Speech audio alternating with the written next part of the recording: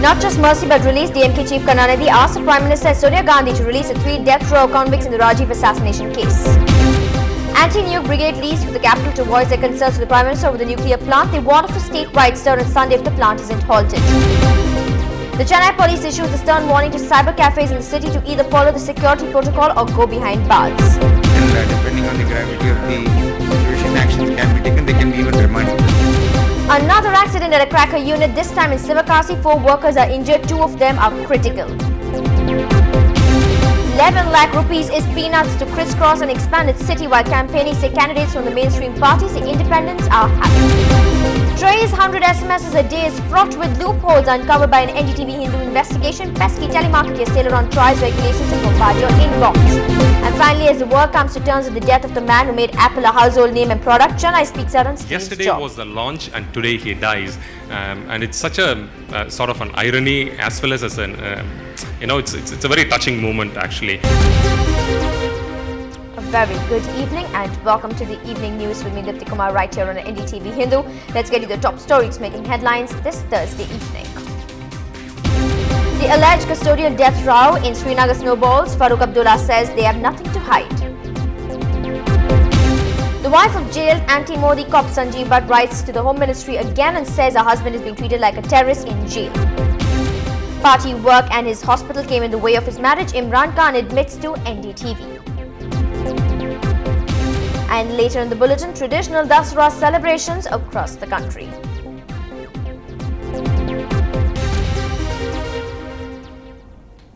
At the top of the hour, DMK Patriarch M. Karunanidhi has asked the Prime Minister Manmohan Singh and Congress President Sonia Gandhi to make efforts to release the 3 convicts on the death row in the Rajiv Gandhi assassination case. Now, in a statement released today, Mr. Karunanidhi said, and I quote, "They've spent 20 years in jail. The state government is not passing a cabinet resolution." Now, last month, the Tamil Nadu Assembly had adopted a unanimous resolution urging President Patil to reconsider the mercy petitions. The resolution was moved by Chief Minister Jayalalitha, and the minister was prompted to change her stand by the open support for the assassin's case stated by her arch political rival, Mr. Karunanidhi. Now, he said, and I quote him saying, "Had a young leader Rajiv Gandhi been alive today, that nobleman would have definitely come forward to save the lives of Santan, Perari Velan and Murugan," responding to the voice of true Tamils. Now, the DMK chief noted that the convicts have spent 20 years in jail. Well, moving on now, J.K. Tripathi is not the first police commissioner to sensitize the owners of internet parlors in Chennai. Now, on the need to follow the basic precautions and to alert the cops if they suspect any customer.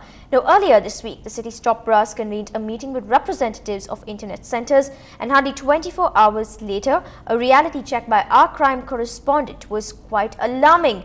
Many of these browsing centers are just not following the most basic guidelines. Take a look.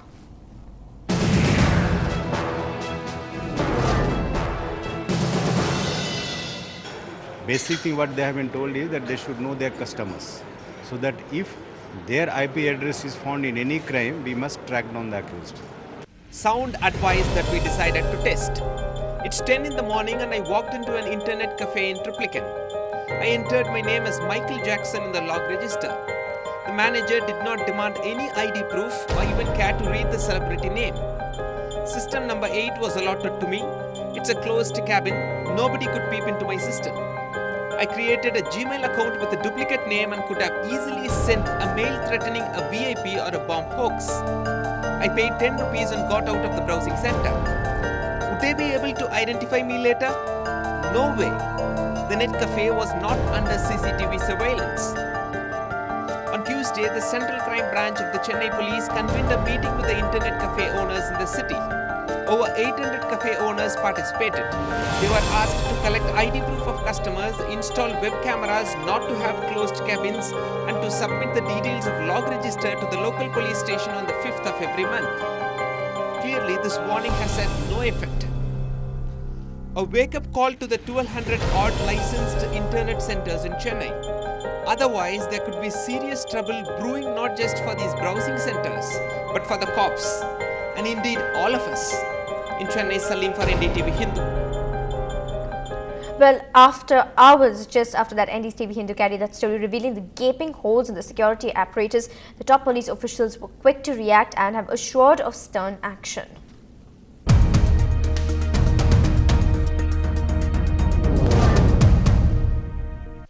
Actually, under the IT Act 2005 as well as the IPC, we can really rope them in for various sets of sections depending on what kind of offence has taken place.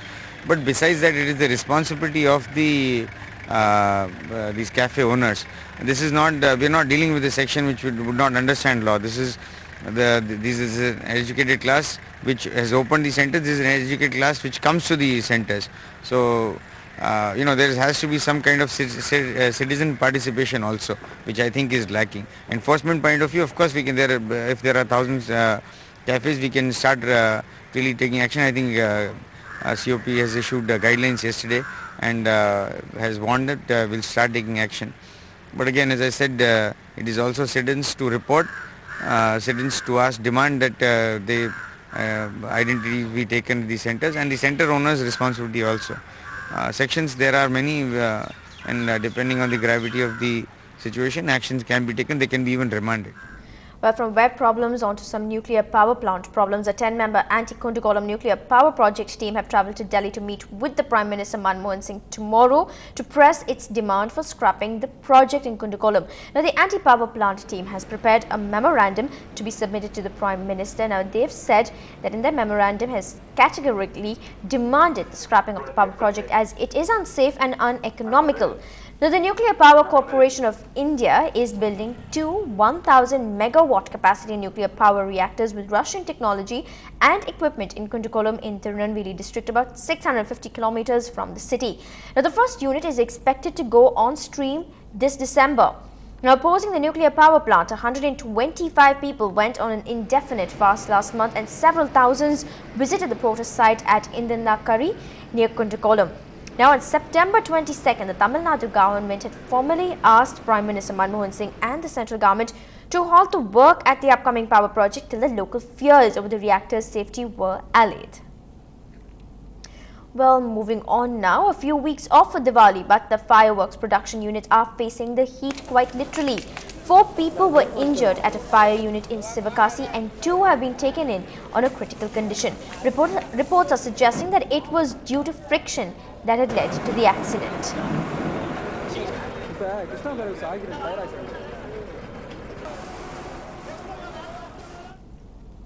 Well, definitely all attention is on the upcoming civic body polls, and the Chennai police are also gearing up to face the much awaited elections that is scheduled for the 17th of the month.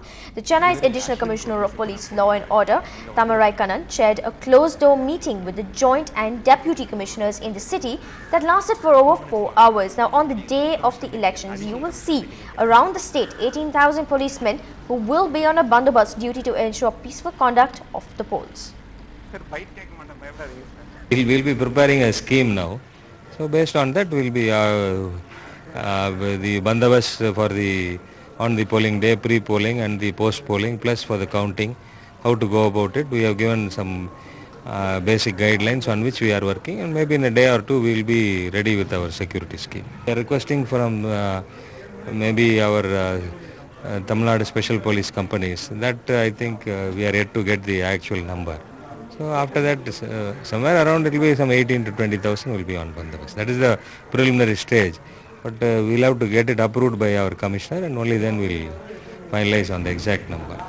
Well, let's shift gears onto the custodial death of 34-year-old Muthu, who died over the weekend. The family of Muthu alleged that he could have been beaten back to death inside the lockup on Saturday, the day he had died. The judicial magistrate has begun a probe into the case. The deceased Muthu, who hailed from Kodalur, was picked up from his house at Virugambakam in the early hours of Saturday, a day after his suspected accomplice Shahul Hamid was arrested in connection with the theft of 25 sovereigns of gold jewels and 12,000 rupees from a lodge at Vadapalani. Now, the police claim that Hamid and Muthu confessed to the crime and that Muthu led them to a pawnbroker. Now, on the way, Muthu had tried to flee from the custody but was apprehended immediately. He later complained of a chest pain and was then taken to a private hospital at Vadapalani, where he died. A magistrate at the Egmore court has inspected Muthu's body on Sunday, and the relatives of the victim are being questioned. Well, moving on to some mobile news. Here's a mobile problem that has many reeling under it. Now, if you had heaved a huge sigh of relief after the Telecom Regulatory Authority's recent cap on SMSs up to just 100 a day from a single connection, you may soon be interrupted by those exasperating beeps again. Now, that's because there are ways to get. Now, our reporter Sudarshan Kumar tracked down many bulk SMS solution providers which help in sending even a lakh SMSs a day. Watch on. September 27, 2011. Telecom Regulatory Authority laid down a new guideline for cell phone users. One can send a maximum of 100 SMSs a day. 10 days on, this is what NDTV Hindu found. We having one crore about database number. Suppose a real estate customer give the advertisement, our SMS is sent to the 1 lakh numbers. You will send that to that 1 lakh. So for that, it's nothing like that. For that, you can send as many SMSs as possible. For that, it's not stopped. Did you hear that? You can send as many SMSs as you want. Hear it again. Our SMS is sent to the 1 lakh numbers. Our SMS is sent to the 1 lakh numbers. Here's the catch. TRAI has only put a cap on offline SMSs, not the online text messages. TRAI, you might be knowing. Telecom Regulatory Authority. They have stopped it. Stopping only offline SMS only. We are doing only online SMS. This is the difference between the two versions. Messages sent directly from one mobile to another mobile. Messages sent from one mobile to another mobile through the internet. Online, I can send as many as possible. So online, how I can send it? How can I use? See, whatever SMSs we send by mobile, it's offline. Okay. So Online also the same procedure, but using the net connector. Net connect. So is it? So if in my mobile there is no net, then also I can send online SMSs. You have PC or laptop net connection, you can send. So how will I connect my mobile to my laptop? How will it be connected? Not a connection, sir. Then we having a username password ID. Yeah. You send we number makes it. So you will send that SMS to that number, and automatically it will come to my mobile. A few years ago, the Telecom Department introduced the DNC or Do Not Call registry. But there was and still is no mechanism to deal with unregistered telemarketers. Most customers who signed up for this service, hoping to be spared of those irritating interruptions during their meetings or even that rare afternoon nap, were in for a big disappointment. DNC turned out to be quite a joke. The real beneficiaries of these online SMS solutions are banks, internet job portals, security services, telemarketing firms, and other business ventures. The real victims continue to be the hapless customers. So is this new measure TRAI's second joke? In Chennai with Sudarshan, Natasha Doraiswamy for NDTV Hindu. Well, definitely an eye-opener there, wouldn't you say? Time to take a quick break here on the bulletin. But on the other side, we get you more news and updates. Stay with us.